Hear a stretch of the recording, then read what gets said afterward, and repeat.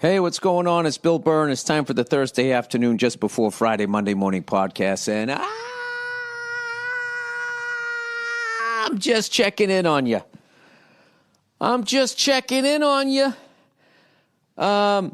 Seeing how you're doing, seeing how your week's going, getting adjusted, trying to get comfortable here on the bed. But, I don't apologize to the guy at the bank.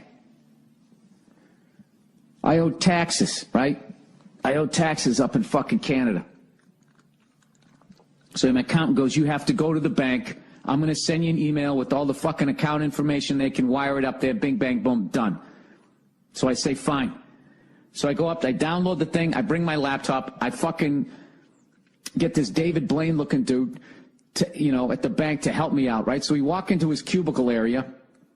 We sit down. I have all the information on the computer screen. He starts going, read me the VIN number.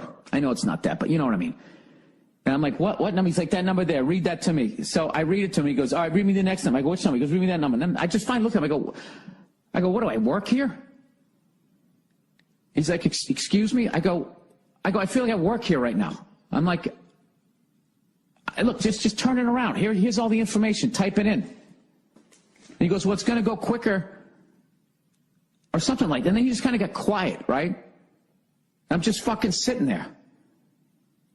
And then after a couple minutes, he just kind of goes like, I don't understand, like, why you got upset there. I go, well, I'm not upset. I'm just calling you out on the fact you start treating me like your secretary. I don't work here. He goes, I'm not treating you like a secretary. I go, yeah, you are. You got me, like, reading off numbers and stuff. He goes, I'm just doing that because it'll be faster. And I go, well, I disagree. Well, what the fuck am I? You understand? You work at the bank. You're at the bank, you work at the bank. You get paid to work at the fucking bank. I'm the customer. This is what I need you to do. Do the fucking transaction. Jesus fucking Christ. These fucking goddamn, I'm going to say it, these kids today, everything about them it's interactive. Hey, man, like, hey, fucking reach out through the fucking interweb, man. Fuck off and do your job. But I didn't say any of that. I just said I disagree.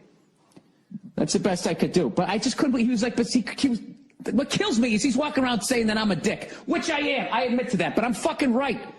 I got to sit there and read off fucking numbers to you? He goes, can you read this? He didn't even say please. He starts talking to me like I'm like I was like, did I just get hired as your assistant, you fucking cunt? I didn't even know what he was talking about, all of those numbers. I'm not a fucking banker. Every time he told me to read off a number, he had to explain what the number is. Like, how is that quicker? Oh, Jesus. So I meditated for the first time in about 6 weeks. I'm just trying. Yeah, I know. To the guy at the bank, maybe I could have explained it a little nicer. Maybe I couldn't have just flipped out here. But, know this. That's what I wanted to say in the bank, but I didn't, okay? I just fucking kept my cool. But, like, you work at the bank, I don't. I need you to do this transaction. I have money in your bank. Back in the day, you guys used to give, like, 10%, 8% on fucking money in the bank. You now give, like, 0.0001%. Okay? So now you don't give me any money on it. You've loaned 10 times out on what I fucking have there. You guys invent money. You're literally counterfeiters. And now I have to go in there. You guys nuke the fucking economy every 8 fucking years, building housing bubbles or whatever, and you don't go to jail for it, and you leave Americans upside down in their houses, and you don't give a fuck. And then on top of that, I got to go in and read the fucking numbers off to you? Fuck off. I know this is childish for me to be sitting here alone, losing my mind, but I cannot lie to you and not tell you how fucking good this feels to get this out of me. Part of my meditation today is I'm actually doing this series on patience. Swear to God. And the guy said, oh God, what the fuck did he say? It almost made me mad when I was like, I wanted to debate with the guy, but I can't because it's just a recording. He basically said that when you lose your patience, it's because you have expectations of other people. Okay, and then when you react to that, it's like your fault for reacting to it. For having, you're wrong to have these expectations of people.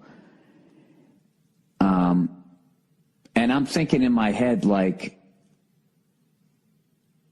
that doesn't make any, I'm at this point, I'm wrong that I expect people to put in an effort at their job the way that I do and the way that I did. And I'm not patting myself on the back, but when I always, any job I had, I fucking killed it. Unless I just literally didn't have the talent, like construction. I could bring you the shit. I just didn't have that gift.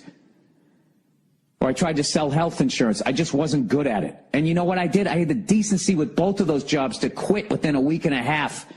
I didn't fucking sit there and torture people and just suck at my job as they came walking in, or worse, try to make them do part of my job.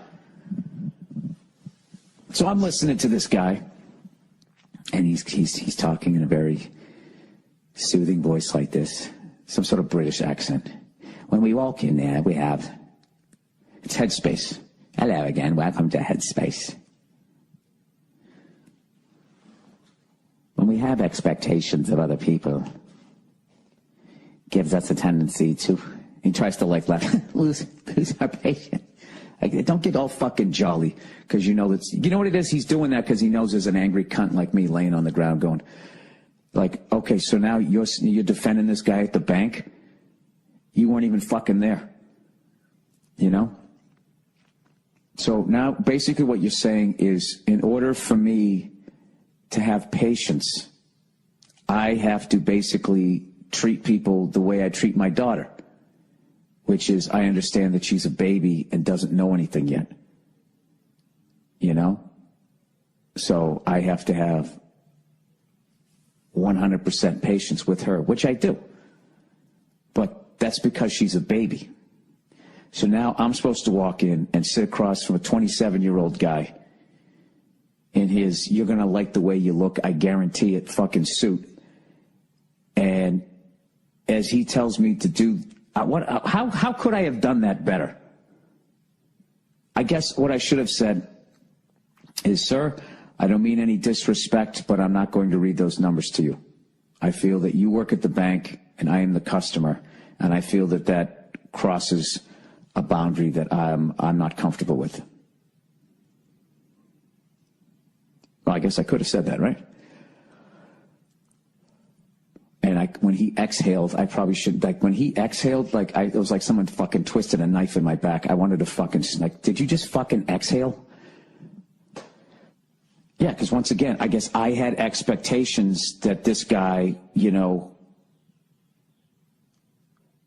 I had the ability to fucking look at a paper with all the answers to the test on it while typing at the same time. I mean, I can do that.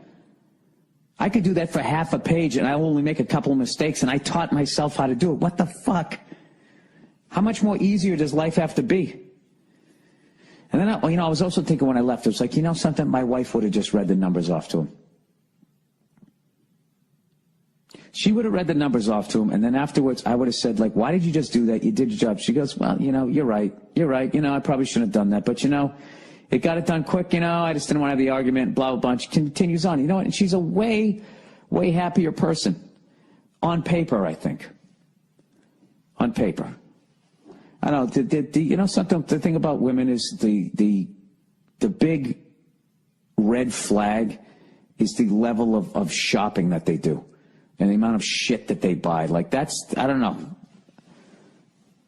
There's a fucking unhappiness there. There's something psychotic going on with just the sheer amount of clothes and shit that they buy and just stuff that they fucking buy.